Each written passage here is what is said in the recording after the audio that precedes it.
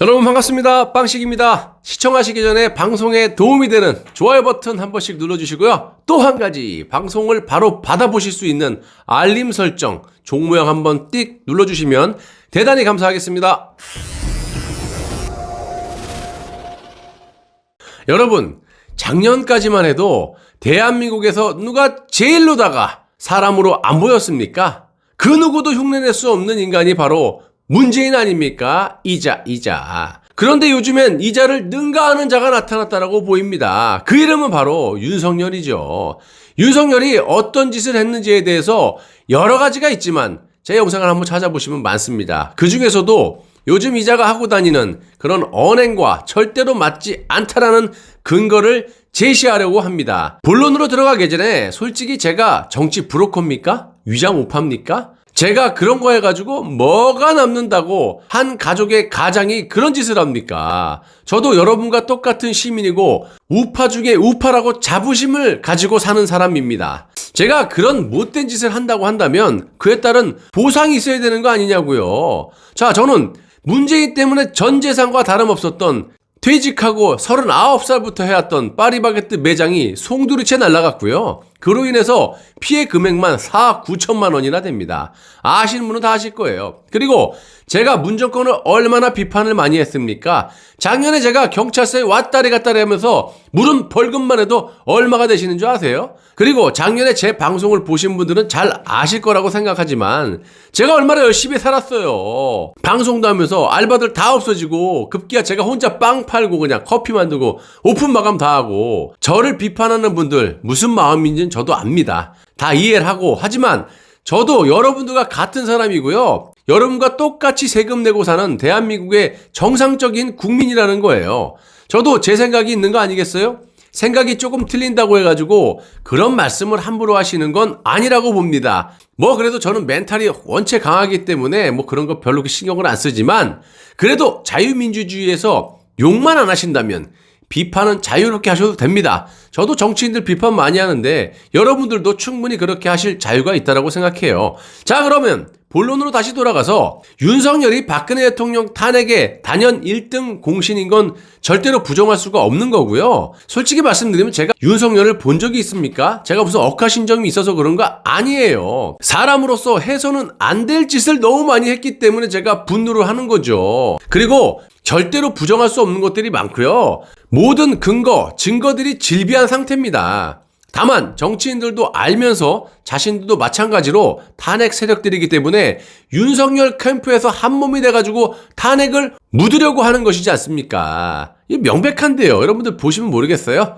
윤석열은 박근혜 대통령을 온갖 조작 날조 수사로 감옥에 넣어놓고 어머님이신 유경수 여사의 생가를 찾아가서 검찰로서 소임을 다했다라는 망언을 늘어놓더만 급기야 아버님인 박정희 대통령 생가까지 가서 참배를 하는 말도 안 되는 짓거리를 했습니다. 이는 최소한의 사람으로서 해서는 안 될 그런 선을 넘었다라고 보고 있고요. 특히 이자가 지속적으로 떠들고 다니는 말 중에 자신은 박근혜 대통령을 구속수사할 마음이 없었다 이러면서 자신의 죄를 남에게 떠넘기는 그런 짓까지 하고 있습니다. 그래서 다시 팩트를 짚어보도록 하겠습니다. 대통령 사건은 2016년 9월 12일 대법원에 접수가 됐고 박근혜 대통령은 상고 의사를 밝히지 않았지만 검찰이 항소심에서 무죄가 된 부분에 대해 상고했기 때문입니다. 마지막 남은 저항의 수단은 대법원에 진실을 밝혀달라고 호소하는 길뿐이 안 남은 셈이었죠.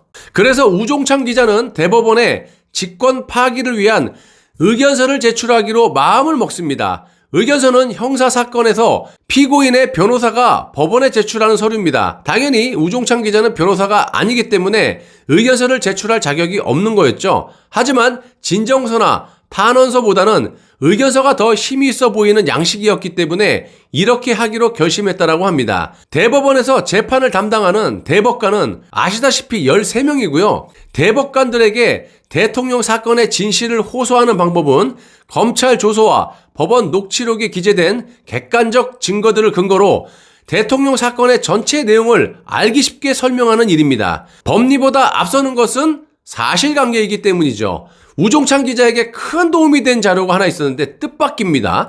그것이 바로 탄핵 공신들의 책들이었습니다. 대통령 사건에 직간접적으로 관련된 사람들이 후일담 형식으로 출간한 책들인데요. 한마디로 내가 탄핵의 1등 공신이야. 이런 식으로 당시 있었던 일들과 자랑들을 쓴 책이라고 볼 수밖에 없는데 이것들이 큰 도움이 됐다는 겁니다.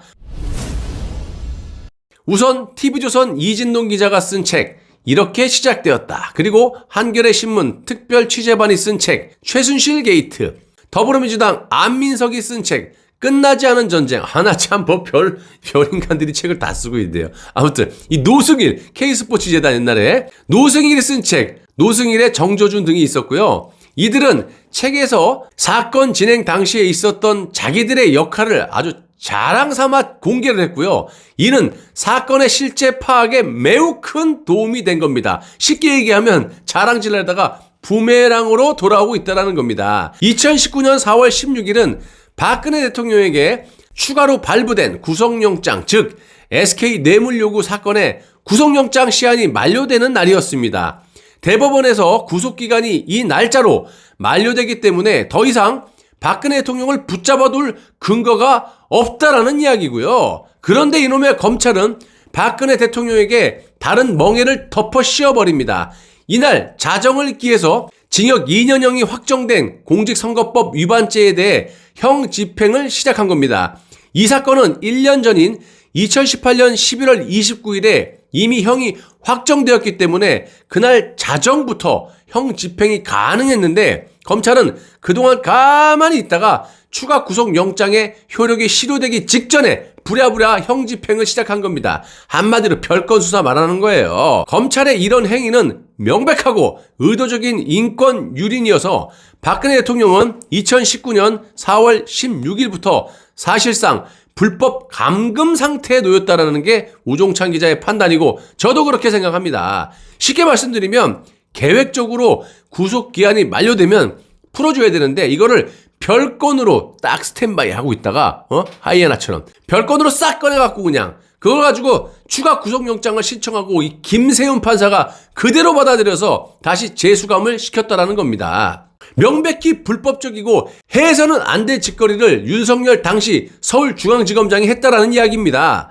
본인이 계획적으로 저런 짓을 저질러 놓고 어떻게 국민들이 잘 모른다고 허건날 기어나와서 자신은 박근혜 대통령을 구속수사할 마음이 없었다라고 거짓말 사기를 치고 다녔느냐 이 말입니다. 제가 이자는 왜 안 되는지 이 건 말고도 영상을 찾아보시면 수두룩빽빽합니다. 제발 정신을 좀 차리시기 바라고요. 다시 돌아가서 형 집행을 담당하는 기관은 검찰이고 특히 박근혜 대통령이 계셨던 곳이 서울구치소입니다. 여기는 서울중앙지검 관할 아닙니까? 당연히 당시 서울중앙지검장이었던 윤석열이 쓱쓱쓱 사인한 사항 아닙니까? 지가 구속영장 청구하고. 그래서 우종찬 기자는 2019년 4월 29일 서울중앙지검에 형집행정지 요청서를 제출을 합니다. 뭐 이뿐만이 아니라 우파 단체 등등 여러 곳에서 제출한 것으로 알고 있고요. 좀 전에 말씀드렸던 서울구치소는 서울중앙지검이기 때문에 이곳에 형집행정지 요청서를 제출한 겁니다. 자, 그 내용은 이렇습니다. 대통령은 2017년 3월 31일에 구속돼 2019년 4월 16일을 기준으로 총 2년 18일간을 감옥살이를 하였습니다. 공직선거법 위반 사건으로 확정된 징역 2년을 이미 초과하였습니다. 그러므로 현재 불구속 상태로 다른 사건의 재판이 진행 중인 상황에서 별건으로 형 집행을 시작한 것은 무죄 추정의 원칙에 비추어 불법입니다. 게다가 형 집행정지 사유를 정해놓은 형사소송법 제471조 제1항 제7호 기타 중대한 사유가 있을 때 해당한다 할 것입니다. 박근혜 대통령은 현재 별건 형 집행정지를 통한 불법 감금 상태에서 인권 유린을 당하고 있는데 검찰이 이런 식으로 형 집행을 하면 자유 대한민국 국민 모두가 인권 침해를 당한 우려가 있습니다. 국민이 인권 침해를 당할 우려가 있는 게 아니고요. 당했고 당하고 있죠. 이게 지금 사는 겁니까? 헌법이 보장된 각종 국민의 권리마저 코로나를 핑계로 다 뺏어가고 작년에도 그랬지만 올해 추석도 마찬가지로 가족들과 생이별을 시키고 있지 않습니까? 본인이 이상가족이라고 5,200만을 다 이상가족으로 시키는 거야? 아, 이 물귀신 같은 인간. 어우. 자, 집회의 자유, 표현의 자유, 심지어는 국민의 기본권마저 심각하게 침해하는 짓까지 벌이고 있는 것이 바로 누굽니까? 문재인 아닙니까? 그리고 집권 여당 아니냐고요. 입이 있으면 말을 해보란 말이야. 할 말이 있으면. 사람이 최소한의 지켜야 할 것이 있어요. 그리고 해야 할 것이 있고 안 해야 할 것이 있는 겁니다. 어차피 시간이 지나면 모든 것이 밝혀질 텐데 윤석열은 자신의 잘못을 반성하기는커녕 손바닥으로 이렇게 지 눈만 하늘을 가리는 격으로 하루하루 국민들을 속이고 사기를 치고 있는 겁니다. 또한 이런 짓에 현혹이 되는 우파 국민들을 바로잡아야 할 우파의 지식인들과 원로라고 하는 사람들은 허구한 날 나와서 유튜브를 통해서 구독자와 돈에 눈이 멀어가지고 거짓으로 진실을 덮는데 1등 공신 역할을 하고 있지 않습니까? 이러고도 우파의 원로? 지식인이라고 말할 자격이 있느냐 제가 되려 묻고 싶습니다. 저런 사람들 때문에 저 같은 사람이 진실을 말해도 욕을 먹는 거예요. 그래서 제가 여러분들 이해합니다. 이런 말씀 드리는 거 아닙니까? 당연히 이해되죠. 저 같아도 여러분들처럼 이런 진실을 모른다. 그러면 원로나 지식인들, 이런 유명한 사람들 말을 믿지 저 같은 사람 말을 믿겠습니까? 그래서 제가 당부드리는 건데 어차피 조만간 진실은 하나둘씩 밝혀지고 있고 밝혀질 테니까 그동안 거짓을 말하는 방송에 대해서는 여러분들을 기만하고 우롱하고 조롱하고 이런 거기 때문에 꼭 심판을 해야 된다는 거예요. 지금이라도 정신 차리라고 이야기해 주세요. 뭐 구독을 취소하거나 그렇게 말씀드리는 게 아니고요. 보시되 정상적으로 니들은 왜 말을 안 하냐고 꾸짖어 달라는 말씀입니다. 자, 윤석열과 같이 이 또한 우파의 원로나 지식인들이 해서는 안 될 짓을 한 것이라고 보고 있고 정상적이라면 원로들이 지금쯤 앞장서서 벌써 앞장섰어야죠. 이러면 안 된다라고 하면서 바른 길로 인도를 해야 되는데 이건 뭐 대놓고 돈이 되고 자신의 이해관계만 맞아떨어지면 그냥 좌파고 우파고 대놓고 찬양을 하고 앉아 있어요. 저는 절대로 그런 짓을 안 합니다. 못합니다. 해서도 안 되고요. 성격상 그렇게 못해요. 여러분 다시 한번 말씀드리지만 이 나라의 주인은 여러분들이십니다. 정치꾼들은 우리가 힘들게 번 돈을 먹고 사는 하수인일 뿐이에요. 세금 핥기.